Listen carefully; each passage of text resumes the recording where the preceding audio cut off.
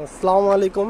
Hello প্রিয় viewers, দেখেন এই যে এটা হলো পদ্মা সেতুতে আপনারা কিভাবে মোটর সাইকেল নিয়ে যদি আসেন কিভাবে উঠবেন।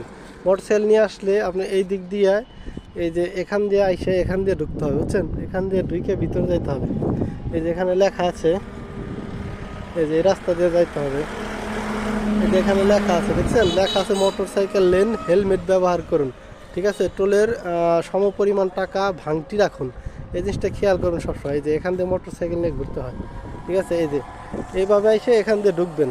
যারা পদ্মা সেতুতে নতুন ভ্রমণ করবেন বা আসবেন তাদের জন্য এই দিক নির্দেশনাটা দিয়ে দিলাম। অনেকে হয়তো চিনেন না।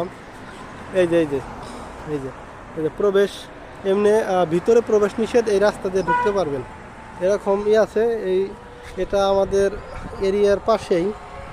ওই যে এরকম আছে, হাতের বাম দিয়ে চলে যাবেন, বাম দিয়ে, ডান দিয়ে না, বাম দিয়ে চলে যাবেন। ঠিক আছে, ভিডিওটা ভালো করে খেয়াল করবেন। এই যে এই পাশ দিয়ে এসে এদিক দিয়ে দেখে এই যে এখান দিয়ে এমনি এই যে চলে যাবেন ইনশাল্লাহ। মোটর সাইকেল ভাইদের জন্য বলছি।